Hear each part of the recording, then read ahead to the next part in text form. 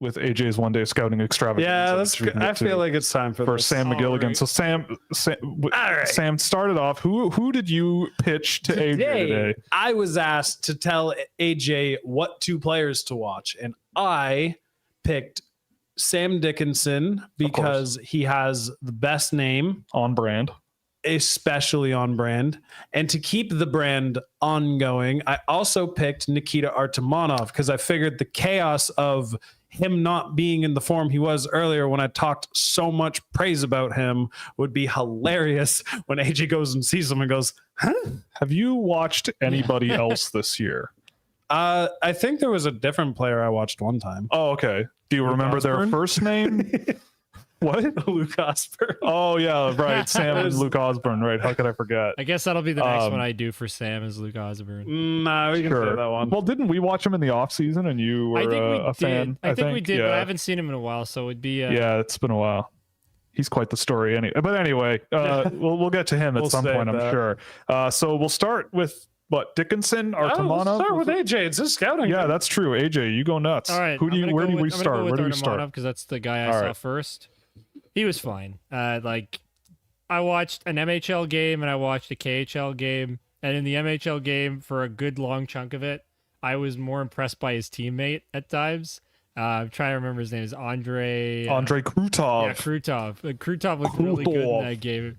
But I realized as the game tapered off, like, Artamonov is the more NHL like player, and Krutov is a lot more of a project, but I just really liked what he was doing. But Artamonov's just solid. He tries a lot of things, and I could tell. I'm like, oh, this is why he's a Sam player. It's because I see what he's trying to do. Sam boy. Even though he's not pulling it off necessarily, it's like, but you can see him attempting these higher end type of plays where he's like pulling it in with skill and trying to defend. For the MHL game you watched? Yeah, the MHL game. Like that makes a lot of sense. He doesn't respect his opponents. Yeah. Oh, there's that, and there's also the fact that the MHL is an unstructured mess, and a player who is trying to do his best, who thrives in a structured environment, is like, yeah. I do think AJ's right. I don't disagree with what AJ is saying. Yeah, Artamonov is not the type of I mean, it just kind of goes in nature of why I'm interested in him so much is because he's not the type of player who, when he goes to the MHL, he's just going to grab the puck on his stick and start like out skilling and out maneuvering everybody. You'd like to see it, but it's just like, it's not really his game. He definitely tries to, though. He tries at times. It's funny because I honestly felt like, based on some of the stuff I've seen this year, his skill almost was more effective in the KHL at times. Like, I agree. It's crazy how like at the MHL level, it was like, he's much slower. Like that's what I noted in between. I think he just doesn't. I messaged Will. I'm like, wow, he's already much better in this game because he's way more engaged and way more into it. And he didn't really do much in the KHL game, but it's like, and he did score in the MHL game, but it's the MHL compared to the KHL. It's a world of difference between the two leagues. It's very. Talk to anybody who lives over in Europe and watches these leagues regularly, and they'll tell you, like, when a player is moving between pro and junior and stuff, and they think they're a pro, when they get sent down to junior, their play often tanks. Yeah, not everybody, but like it tends to tank. They're just like, okay, like I'm beyond this stage in my head, and like, especially when someone is gearing up to play at a higher pace against older players, and they go back to their own age group and it's slower, they feel the need to slow down. And in doing so, a lot of the details that make their game work just kind of start to not work. It's a trend you've at this point, 4 or 5 years doing this. I see it with multiple guys every year.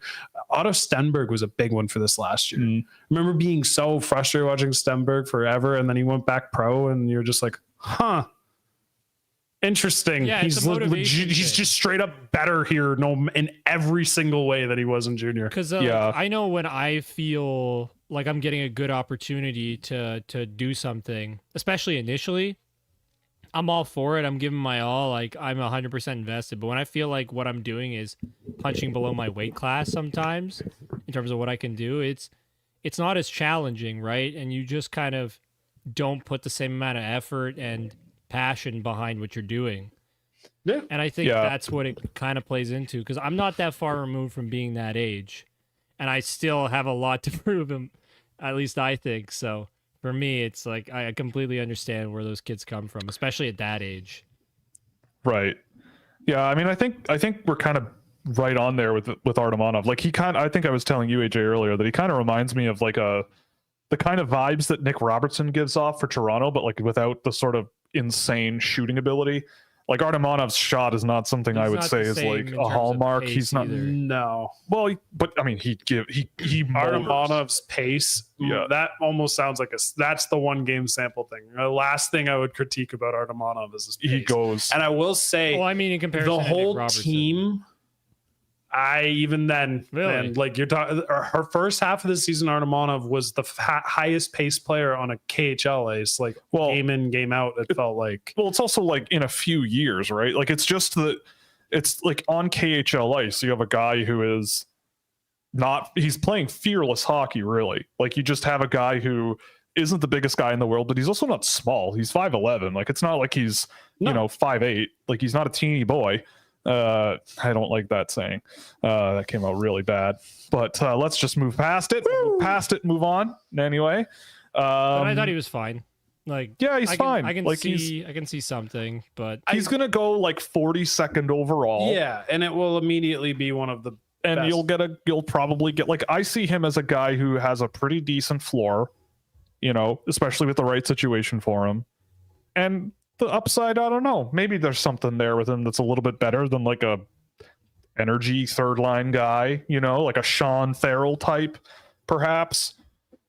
But I don't know. I just feel like, especially those viewings in the first half of the season, it's not like I'm sitting there watching his recent games and going like, yeah, I'm happy with this. Right. But it's like, I also just remember like, okay, but has anybody still impressed me more than first half Artamonov? And the answer is like, no, but 3 guys have at least like entered that tier, and Lindstrom has very clearly passed him. So can Artamonov be like 7 or 8 by year's end for me? Probably, but I don't really like the way he was playing earlier, the pace that he was, the decision-making, everything was great. The skill was great, and little like half-second long pockets, which is all he needed. Puck in, puck out, go to the right spot the next time. He looked like an engine on a line that was doing really, really well.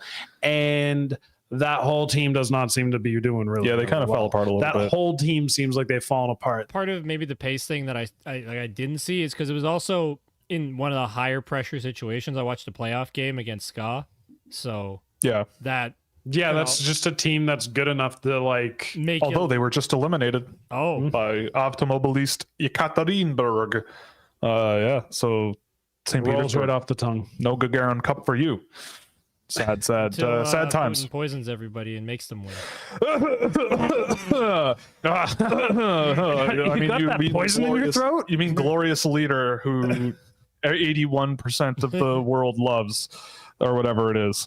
But anyway, I don't know. Yeah, with Artamonov, like, yeah, I just see a really good complimentary dude there. That's my read. And the thing is, like, it's a weird season as well, where I think in any other year, I would think maybe he's a later round, first round guy, not late round, but like late first round guy that you can cool. But in this year's draft, he's like, I kind of know what he could be in a sea of dudes where I'm like, I don't know what's going to happen to these people. Like, I don't know. That's another part of it is like, you basically just nailed it right there. Yeah, like who knows? Like you could go for a TJ Ginla, like AJ, you did TJ Ginla last week. Yeah. Between the two of them, where are you going?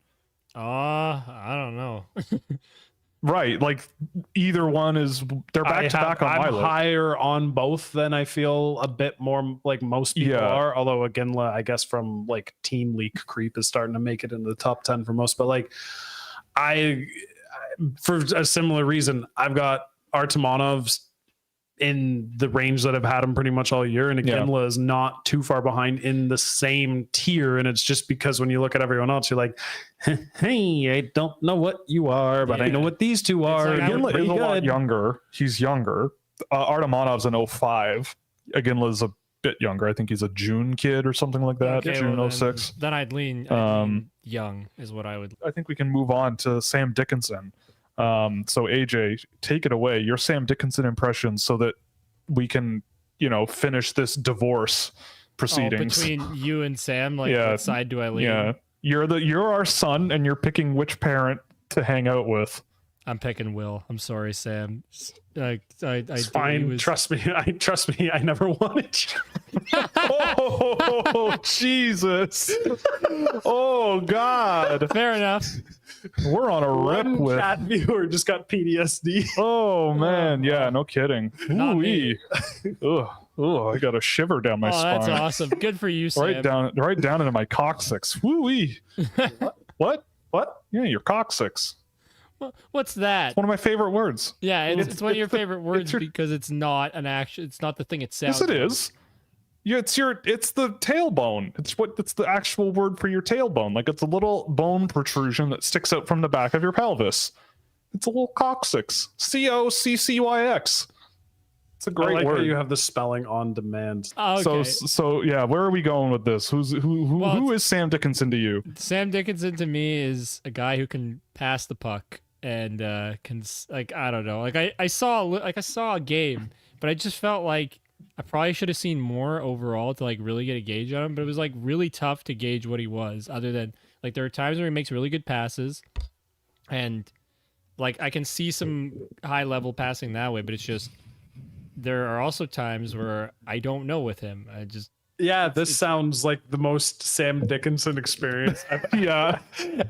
There's not a single person I have spoken to all year long about Sam Dickinson who has not said almost the same thing.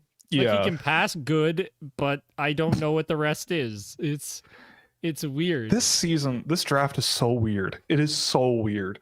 Like, there are so many guys where I'm going, okay, then, and it all depends on the sample, because, well, we had this conversation so many times. Then I told you to go watch that one game, and you go see it, and you were like, that one. Within the first 2 minutes, you were like, I have never seen him do this stuff. Yes. So it's like, it really depends on the sample. AJ, do you see what I'm saying when I say something like, Dickinson kind of feels like he's got a lot more and he's just not showing it? Absolutely. He looks like I'm sitting there confused. And like, why isn't this guy playing at a much higher level than he is? He has all the tools to do it. Why isn't he applying himself? Is kind of like, I didn't really have that realization until you just put that thought out there. But you're kind of right. It's like, this guy should be really good. I see that he possesses everything to be good. It's just, I'm not seeing him be good with my eyes. Well said. I don't blame anyone for being in a situation. I will never be the person to say, man, don't trust your eyes based off some, like, hooba juba stuff. What does that mean? I don't know. Basically, like, just made up, like, ideas about what a player could be and you're just ignoring all the stuff on film. But with Dickinson, it's specifically just because it's a unique situation of, like, I was very familiar with who he was before the year started. And when I watched him this year, I was like, I see all the parts that I liked in a muted, like, restrained sort of way. And then I see this new aspect of him where he's just like, hey, there's my teammate and an enemy, and they're, like, draped all over each other. Yeah. I should just pass in between them and see who wins and stuff like that. And you're just like, and you're like, okay. But then you watch London and you pick up on other defenders are doing this as well. Like, this was something we talked about this about Oliver Bonk last year. Yep.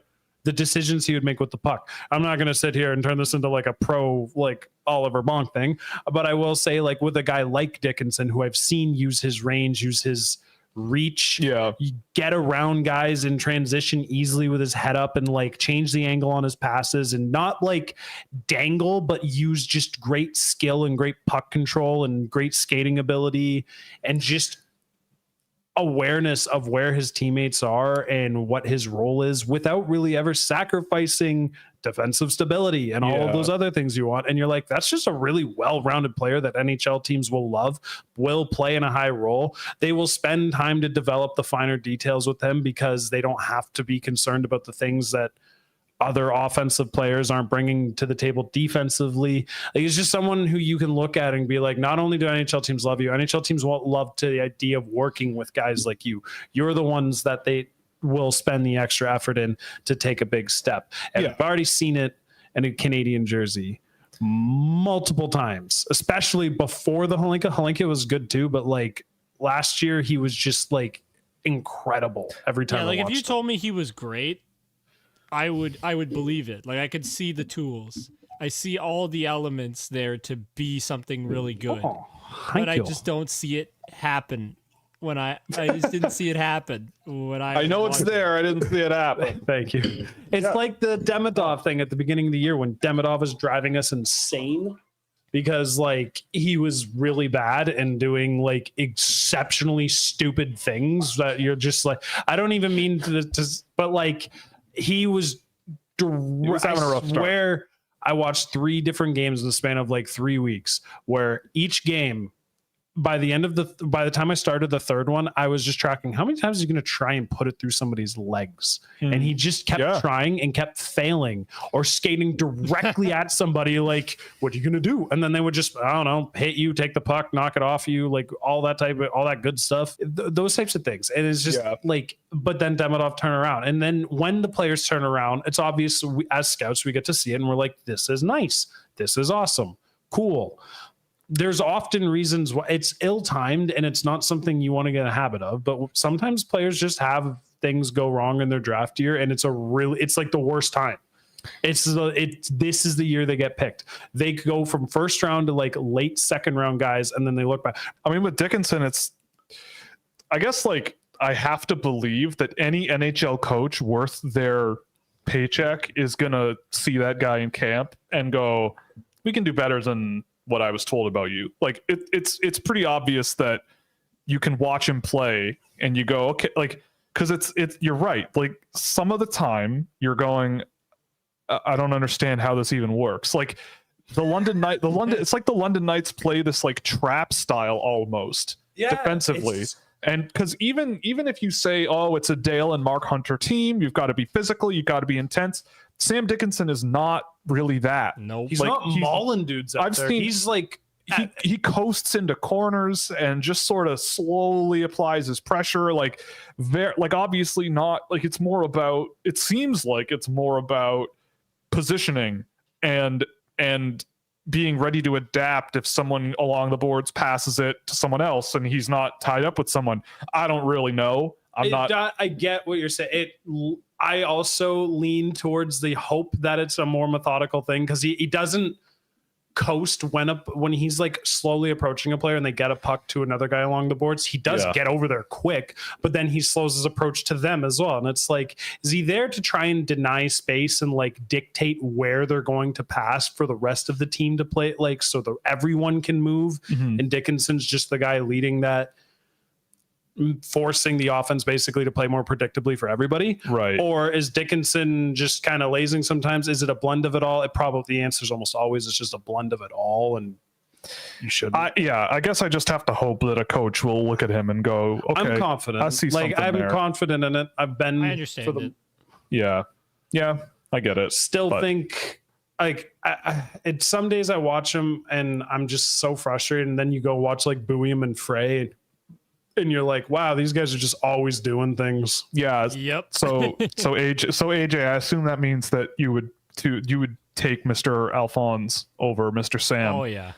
Yeah. Yeah. It's not close. I love. You're drunk on the sauce with us. Dude, all right, dude, sweet. Alphonse Frey is. Yeah. On the sauce. That's my guy. Like. Yeah. That is my guy at this point. I love it. Him. Tasty. All right. Sounds good. It really does sound like something you order at a restaurant. Yeah, it does, doesn't it? Like, I'll take one Alphonse Frey. I'll take the Alphonse Frey. Yeah.